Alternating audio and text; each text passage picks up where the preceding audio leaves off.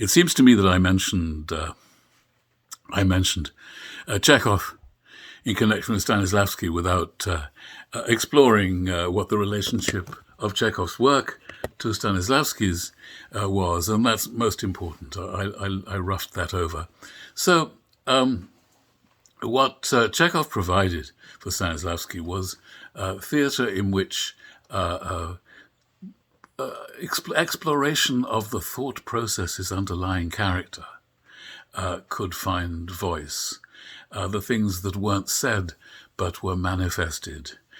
Perfect material in which to explore a theory of acting that required immersion, as I put it before, into an idea of the character. And therefore, what would emerge from this immersion would surprise everybody, including the actor, as being a faithful representation of this character, now fully understood and now fully represented only really in Chekhov's work. Nothing in theatre had fully prepared us for the level of deeply assimilated character understanding that Chekhov manifests, that's on offer in Chekhov's plays. So, very simply, here was an encounter between two great spirits. Actually, the greatest spirit was Nemirovich Danchenko, who was the other limb, the other leg of the stool on which the Moscow Arts Theatre was created. Stanislavski was the showman, and Chekhov provided the engine, but Nemirovich Danchenko put them together. But the question is, what was this alliance which Chekhov felt that Stanislavski had so completely betrayed in his production of The Cherry Orchard? Well, it was possible for us in the later 20th century to get a glimpse of what Stanislavski's idea was of The Cherry Orchard, because the Moscow Arts, still existing, brought to London in the theatre season that was put together once a year by a wonderful English impresario.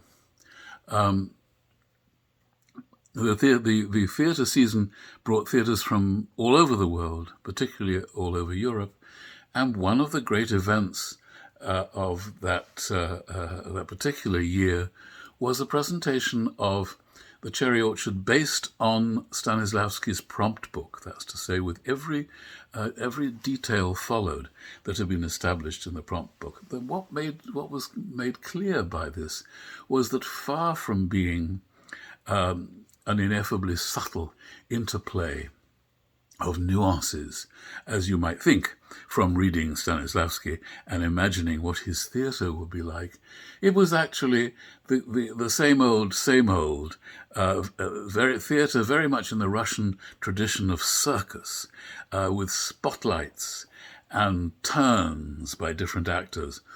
One wonderful turn I shall never forget is when the old man comes in with a note from his daughter, which he wants to deliver, and he searches for it in his pocket, then he tries the other pocket, and suddenly you realize, because the spotlight has come down on this event, that it's going to be a celebrated theatrical turn, as indeed it proved to be, in which he searches every one of many pockets, not just once but twice, ever more anxious, sweating ever more, in desperation ever more, until at last the moment when he feels the note in the pocket he hasn't searched, and out it comes tremblingly in there. And the audience, our 1960s audience, erupted into applause, and wept, and so Russian theatre was.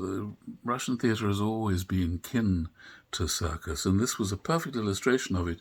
And Chekhov, watching this, must have just felt, why do I bother?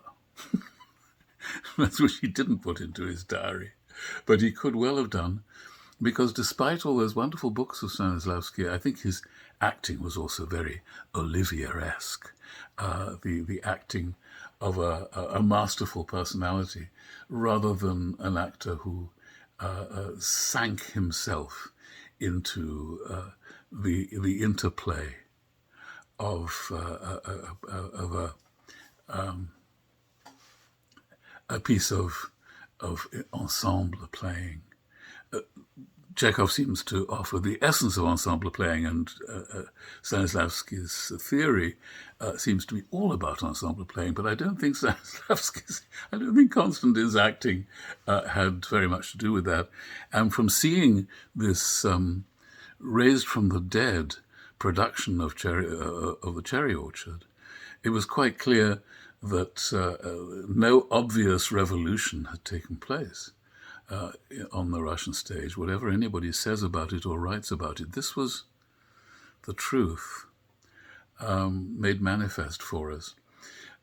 So subtlety, which everyone associates with Stanislavski's approach to acting, with Chekhov's approach to writing, took quite a while to rule, to gain power in theatre. It did eventually, and Stanislavski's writings were undoubtedly part of it, but the main part of it was Chekhov's drama. And yet here still a contradiction, a very fertile contradiction, obtains. Chekhov's writing, as subtle and delicate as the brushwork is, also uses broad brush strokes. Chekhov originated in farce. Farce was what he loves to write, and farce recurs frequently, even in his most subtle masterpieces. And for Chekhov, it's an essential part of life. So that the ultimate Chekhovian actor is not the utterly self-effacing actor who has immersed himself or herself in the character, but one who is alert to the comic possibilities of his or her character and how broad the strokes with which he or she draws it may be, and still work within the Chekhovian world. Chekhov very much aware of theatre itself, a process which is not about, it's not a display of a subtly perceived psychology. His theatre is not therapy. He makes laughter and infinite grief out of the tiniest things. And at the same time, the world bursts into broad absurdity instantly, all the time and everywhere. It's a mixture of fatuous farce and deep and subtle sadness. This is actually Chekhov's great achievement. It was by no means to create a world, as people often like to imagine, of plangent subtlety. Nothing would have offended Chekhov more than to be seen as that writer. And at every turn in his plays, there's absurdity and comedy and outright farce. So neither Stanislavski nor the counter tradition, as it were, the Olivier-esque tradition of which Stanislavski himself, Konstantin himself, seems to be the great exponent. Neither the showmanship of the Olivier tradition, nor the ineffable self-occlusion of acting achieved by thinking your way into the part and letting the part live you. Neither of those things exclusively will provide you with the equipment you need to play in Chekhov. You need both.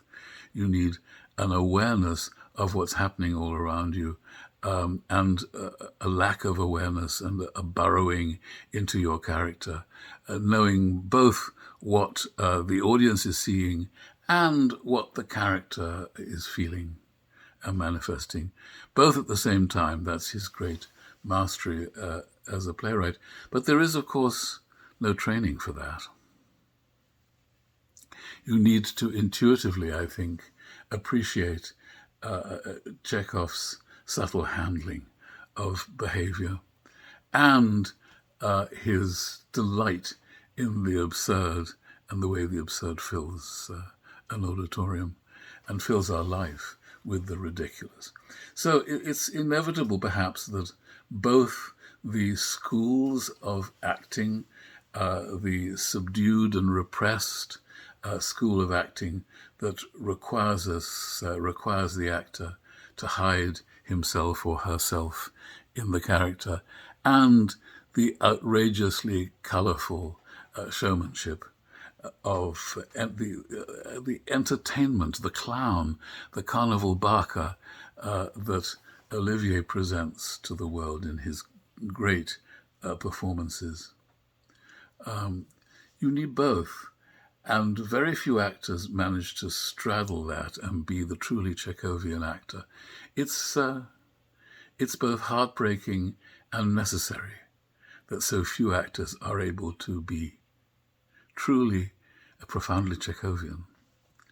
I spent my lifetime looking for those performances, seeing Chekhov done in many places in many countries, and finding almost invariably that you're lucky to get one actor in a company who absolutely has the Chekhovian spirit. Usually there's one. There might conceivably be two, but that would be very rare. And everybody else is doing their best, and yet they cannot find that combination of essential details and impervious craziness of life. Chekhov loved the craziness of life. It's an essential part of his theatre, that everything is not sweetly and subtly interwoven, that in fact things keep on crashing and smashing and proving to be out of control. And the beauty of it being so elusive, the quality in an actor that combines all those things, is that it keeps you hanging on, as they say. It keeps you returning to productions of Chekhov in the hope of seeing a Chekhovian performance, or perhaps more than one, on the same stage. And every time we try again. And that is the beauty of theatre and the significance of the theatrical text. It survives the performance. It survives the production. It remains there to be tried again. And that is, in fact, I have always argued, the beauty of verse drama, that it's like verse becomes like an elastic quality, like a quality of a sweater that no matter how much you stretch and pull it, it returns to its own form, as verse retains its own form no matter how you maul it. And it's much mauled. The theatre of the Renaissance, which produced such beautiful poetry, is mauled, and people believe that they're doing the right thing in mauling it, and they're dragging it into the 20th century by treating it like normal speech. Happily, it's not normal speech, and it survives the attempts of actors and directors to make it so. That's the importance of the text, that it outlives the director. Thank God. And that we can return afresh to see how we understand the ways in which a particular text can be best realized. I hope that is the aim of all directors, rather than what appears to be the aim of directors these days, which is to discover a text that can be most easily distorted for the glory of the director in creating something that has never been thought of with the poor text. But the poor text is always the winner, and is still here, survives to fight another day. As I hope do you, my dears, and all the best from your happily surviving professor.